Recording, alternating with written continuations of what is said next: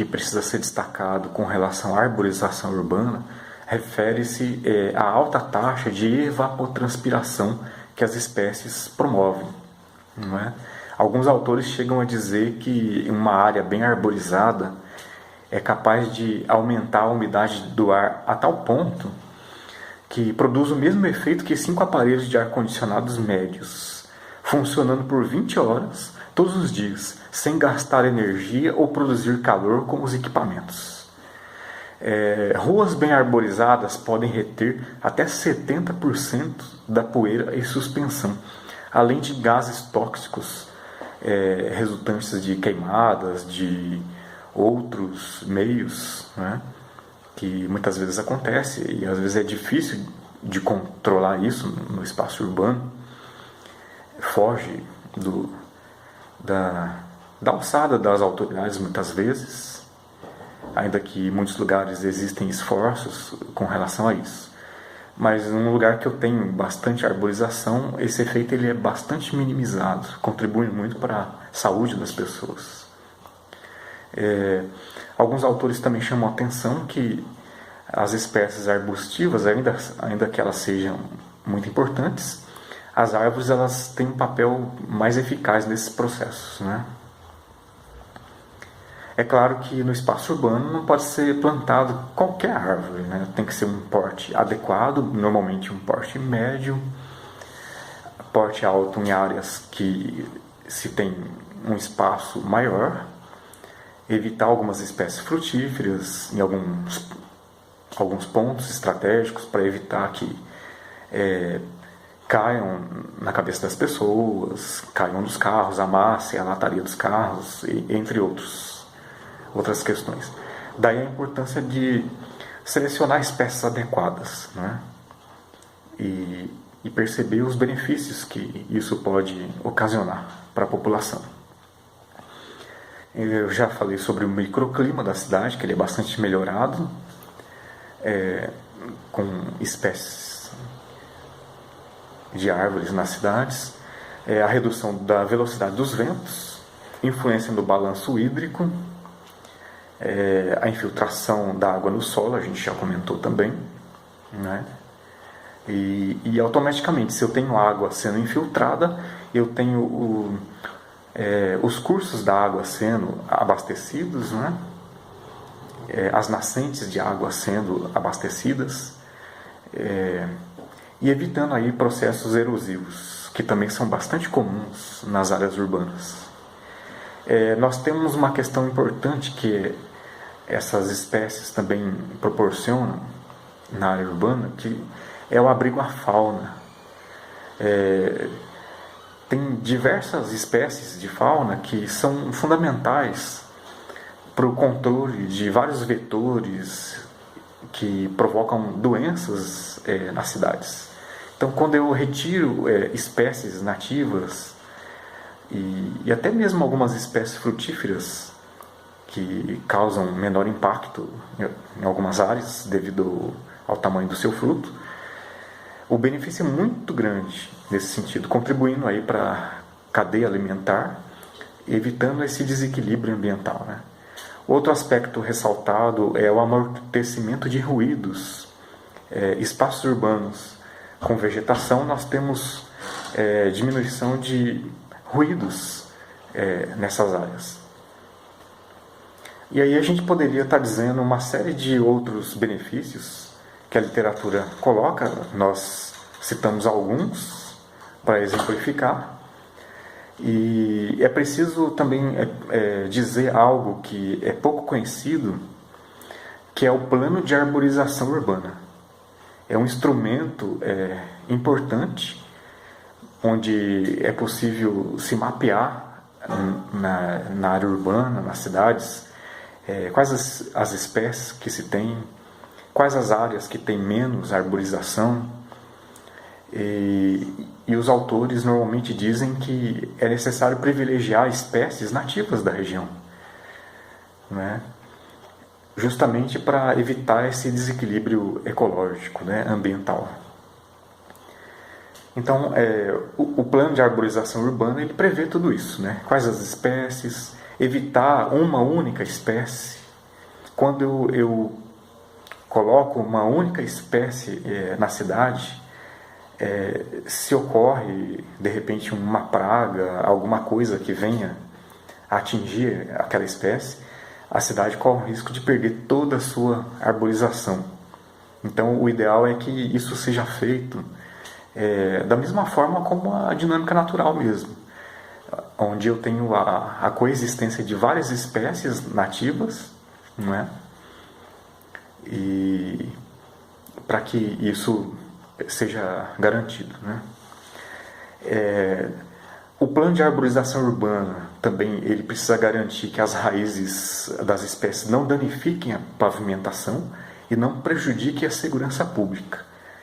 Evitar espécies que produzam tipos de substâncias tóxicas para a população.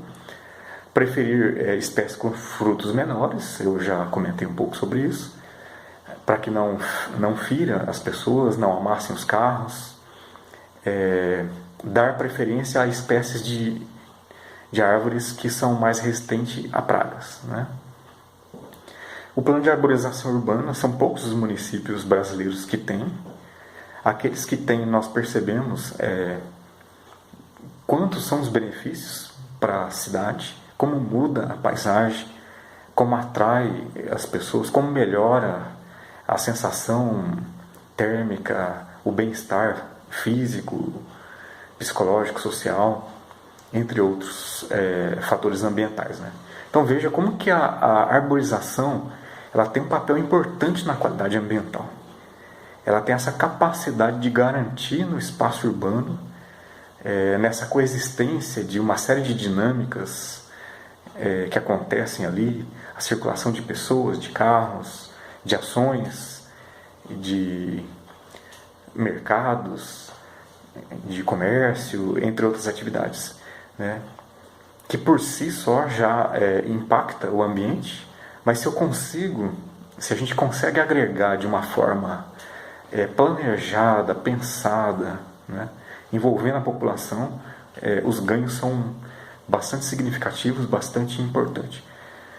Isso nós podemos verificar em várias cidades que fizeram essas experiências, né? Nós temos aí, podemos citar alguns exemplos, como a cidade de Maringá, Curitiba tem algumas experiências também, Porto Alegre também, que fez um plano de arborização urbana e colheu bastantes resultados positivos. Algumas questões para que nós possamos fechar essa reflexão. É claro que o assunto ele não se esgota, nós não temos nem a pretensão de fazer isso aqui, até porque é um assunto amplo, envolve muitos aspectos, muitos outros conhecimentos de outras áreas. Mas é preciso pontuar algumas questões. Primeiro, envolver realmente a população quando pensar a arborização das cidades, né? Se a população não adere a essa ideia, não compreende a importância disso, as pessoas elas não vão aceitar, né? Não adianta impor. Então precisa todo esse processo vir acompanhado de uma educação ambiental, trabalhar mesmo com a gestão ambiental participativa, que as pessoas participem, opinem, participem de formações, de treinamentos, a educação ambiental nas escolas, nas diversas instituições, possam trabalhar esses aspectos, para que não seja algo impositivo e as pessoas compreendendo, assimilando a importância, elas possam aderir a essa ideia e mudar a sua visão com relação às árvores, que elas não são simplesmente promotoras de sujeira, mas antes de tudo é que elas promovem uma adequada qualidade ambiental para todos nós, né? É importante evitar espécies exóticas para não provocar desequilíbrios ambientais. A importância de uma legislação municipal clara relacionada à arborização urbana, isso também é fundamental.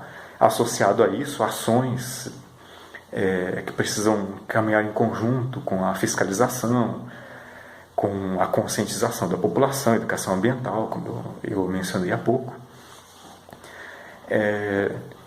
Algo importante também é preciso orientar a população com relação às podas. Existem muitas podas que acontecem nas cidades de forma muito errada, muito irregular, acaba prejudicando as espécies, acaba gerando doenças, pragas e outros problemas nessas espécies. Então é preciso também orientar a população com relação às podas. A disposição desse material que foi resultante da poda também é um fato importante, entre outros. E, sobretudo, como eu falei, incentivar espaços verdes, áreas verdes, né? Talvez calçadas ecológicas, árvores adequadas àquela área, àquela região, e privilegiando, sobretudo, espécies regionais, espécies nativas, né? Para que tenha um efeito ambiental importante e coerente ali com a dinâmica daquela área, daquele bioma, daquele ecossistema ali onde está aquele espaço urbano, né?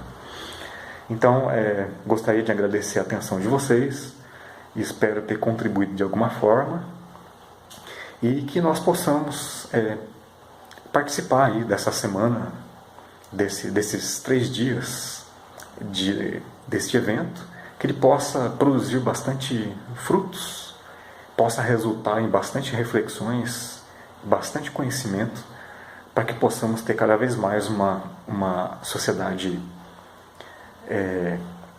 sustentável, né, com qualidade ambiental, com qualidade de vida. Muito obrigado, um abraço a todos.